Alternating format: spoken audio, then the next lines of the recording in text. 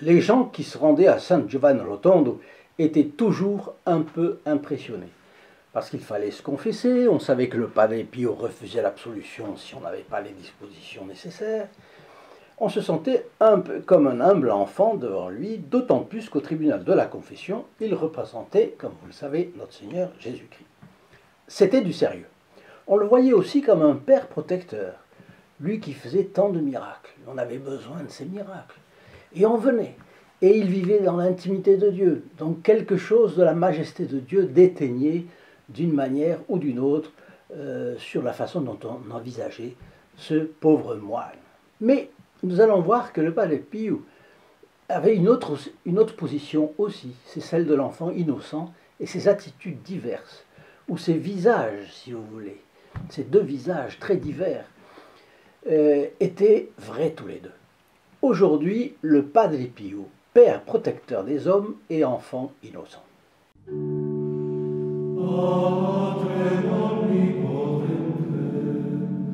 Chers amis fidèles du Padre Pio, bonjour. Mon nom est Jean Goyard et vous assistez au programme sur les pas du Padre Pio.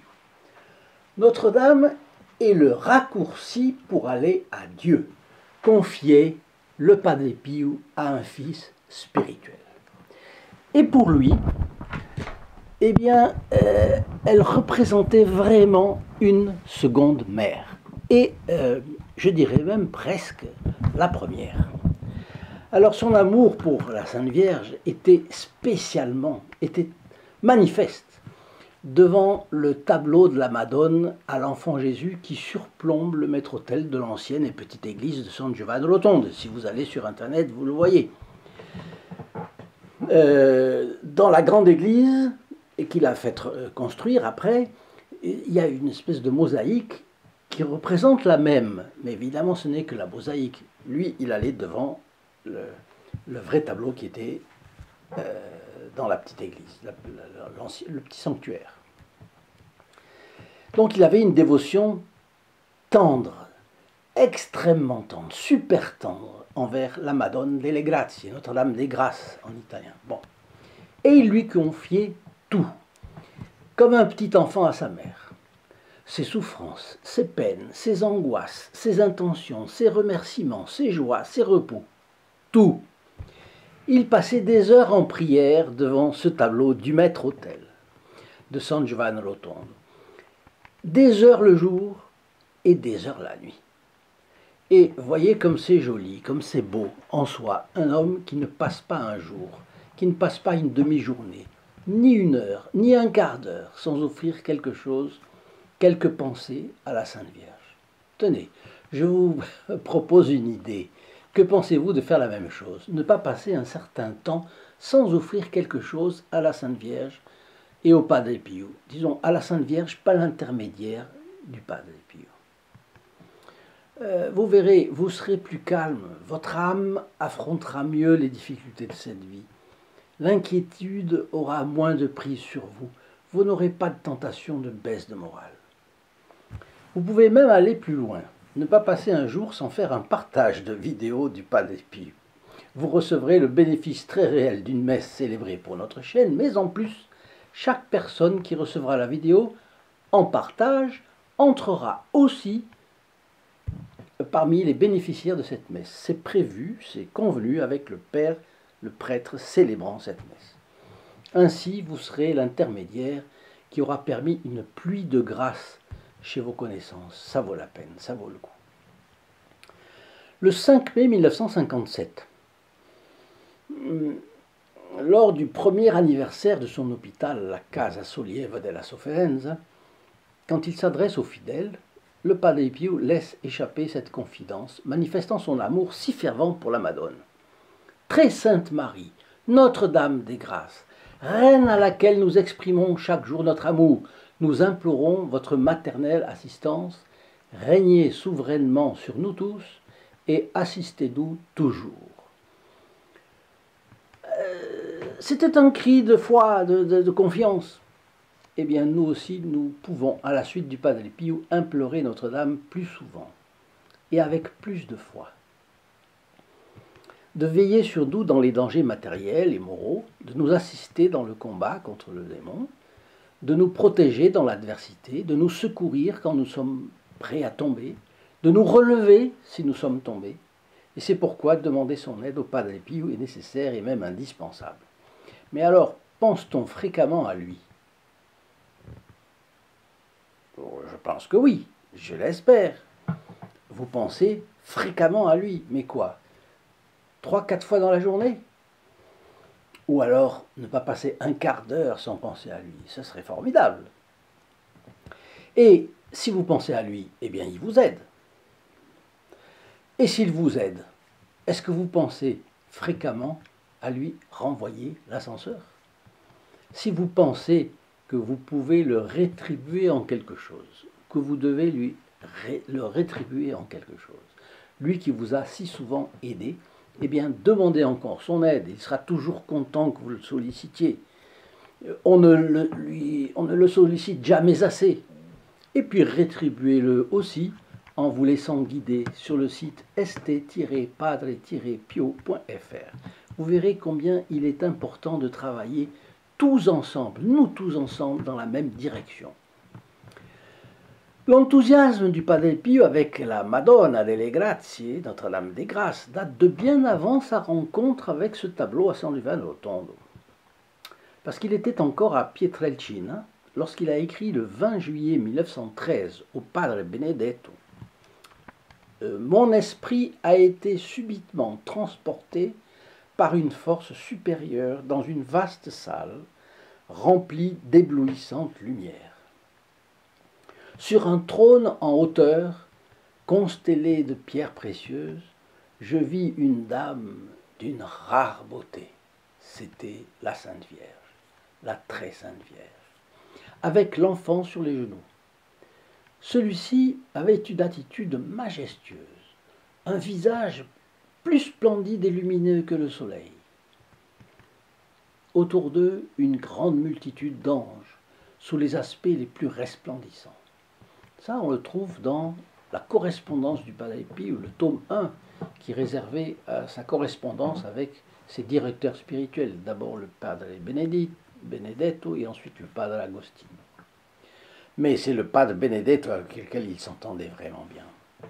Voyez la simplicité avec laquelle le Padre Pio raconte sa vision à son père spirituel, le Père Benedetto.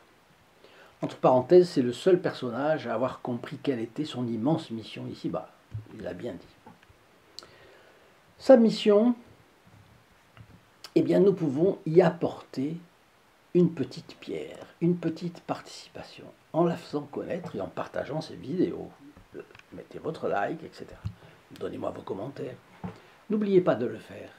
Cela me fait penser aussi que vous pouvez obtenir gratuitement cette photographie et ce livret de méditation du Padre Pio, tout simplement en passant un petit coup de fil. Un petit coup de fil au 08 05 36 08 47. C'est un appel gratuit pour la France métropolitaine. Le prix d'un appel local pour les dom-toms, donc très peu. Et pour nos cousins canadiens, c'est un autre numéro de téléphone, c'est le 1 844 398 88 67. Lorsque le tableau, je reviens à mon fil, lorsque le tableau au-dessus du maître-autel du sanctuaire Notre-Dame des Grâces, à San Giovanni Rotondo, était porté en procession aux fêtes annuelles de la... ça se passait autour du 8 septembre. 7, 8, 9, 10 septembre, bon. Deuxième semaine de septembre, donc. Le Padre Pio ne s'habituait pas à voir l'autel dépouillé de la fameuse image devant laquelle il priait tellement. Il disait que sans elle, l'église lui semblait vide et qu'il se sentait quasi orphelin. Un après-midi de septembre 1965, après le salut au Très Saint Sacrement, pendant ces fêtes, autour du 8 septembre, bien entendu, après le salut du Saint-Sacrement, les fidèles sont restés dans l'église en attendant le retour de l'image partie en procession dans la ville. Il y a ceux qui accompagnent la procession, il y a ceux qui restent. Et le Padre Pio est lui aussi resté à sa place en priant. Soudain, Don Pierino Gaglione, qui est un prêtre, dont on appelle en Italie les prêtres Don Pierino Gaglione, le voit sauter sur ses pieds et s'appuyer sur le parapet. Je pense que quand ils disent parapet, ça voulait dire la table de communion, en fait, en criant quelque chose. Il se souvient, j'ai pensé qu'il se fâchait contre quelqu'un. Parfois, il se fâchait. Et j'ai craint de m'approcher. Mais en regardant son visage, j'ai vu qu'il pleurait. Qu'il pleurait comme un enfant que sa mère aurait laissé seul à la maison et qu'il la voit revenir. Et il criait fort, « Mamina mia, mamina mia !» Ma chère maman, ma chère maman. J'étais émerveillé de voir le Padre Pio, dont la figure était celle d'un père, mais dont l'attitude devant sa mère dans le ciel était celle d'un petit enfant. Voyez comme c'est délicieux de voir le Padre Pio dans ces attitudes-là, et de voir les deux opposés en plus. Alors maintenant, je vais vous laisser à la prière que j'ai séparée pour vous. C'est un acte d'offrande à la Sainte Vierge, et qui a été fait par qui? Par Saint Louis Grignon de Montfort. Ce n'est pas son acte de consécration, ce n'est pas la consécration à la Sainte Vierge, c'est un acte d'offrande, qui est un prélude à l'autre. Je vous salue Marie, fille de Dieu le Père. Je vous salue Marie, mère de Dieu le Fils. Je vous salue Marie, épouse du Saint-Esprit. Je vous salue Marie, temple de la très sainte Trinité. Je vous salue Marie, Madame, mon bien, mon amour, la reine de mon cœur, ma mère, ma vie, ma douceur et mon espérance très chère, mon cœur et mon âme. Je suis tout à vous, et tout ce que je possède est à vous. Ô Vierge bénie entre toutes, que votre âme soit en moi pour louer le Seigneur. Que votre esprit soit en moi pour me réjouir en Dieu. Ô Vierge fidèle, scellez mon cœur, afin qu'en vous et par vous, je sois trouvé fidèle à Dieu. Permettez, ô Mère de la miséricorde, que je me trouve parmi ceux que vous aimez, que vous enseignez, que vous guidez, que vous soutenez et que vous protégez comme vos enfants. Accordez-moi, par votre amour, de mépriser toutes les consolations terrestres et de n'aspirer qu'aux consolations célestes, jusqu'à ce que Jésus-Christ, votre Fils, soit formé en moi pour la gloire du Père, par l'Esprit Saint, votre époux très fidèle, et par vous, son épouse très fidèle. Ainsi soit-il. Et cela se trouve dans le traité de la vraie dévotion à la Sainte Vierge de Saint Louis Grignon de Montfort. Chers amis fidèles du Padre Pio, je vous dis à très bientôt. Au revoir. In nome del Padre, del Figliolo e dello Spirito Santo, e così sia. Sia lodato Gesù e Maria, e